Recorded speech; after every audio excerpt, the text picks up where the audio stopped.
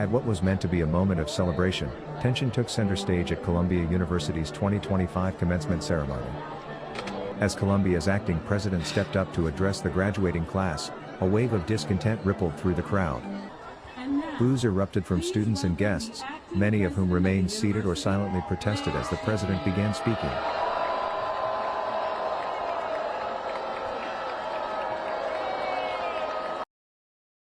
Parents and families, we have not known them as long as you have, but we have had the privilege of meeting your young stars in our classrooms, eager to explore new interests and ideas, brilliant and accomplished.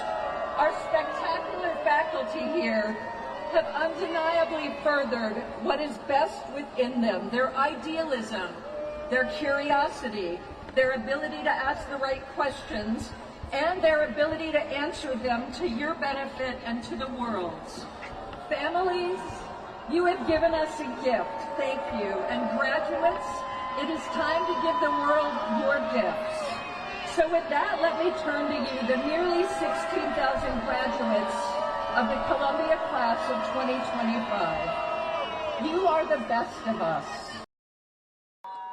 The president continued with the address, attempting to maintain composure amid a visibly divided audience. The disruption appeared to reflect growing dissatisfaction on campus tied to the administration's handling of recent protests and campus policy decisions. Despite the unrest, the ceremony proceeded, and graduates celebrated their academic achievements. As Columbia faces mounting pressure from students and faculty, today's commencement sends a clear message: the class of 2025 is graduating with voices raised.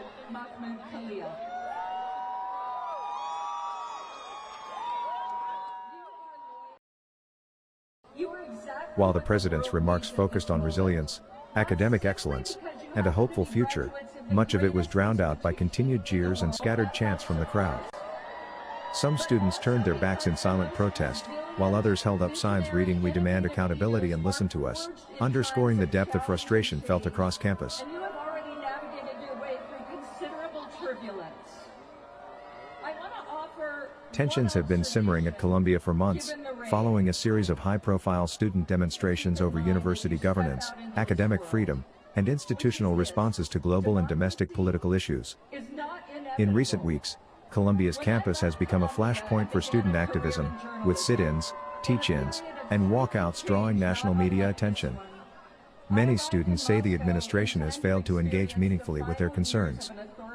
Several faculty members have also voiced their solidarity with students, calling for greater transparency and a re-evaluation of university leadership. As the boos echoed across the lawn, university officials maintained a visible but restrained presence. Security staff observed from a distance, and no major disruptions were reported beyond the vocal protest.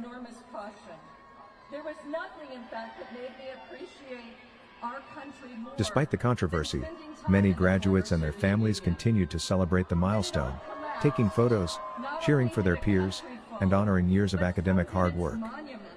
Some students, however, said the moment felt bittersweet, a clash between pride in their personal achievements and disappointment in the institution itself. Ripped down with cranes and even bare hands by a frustrated population.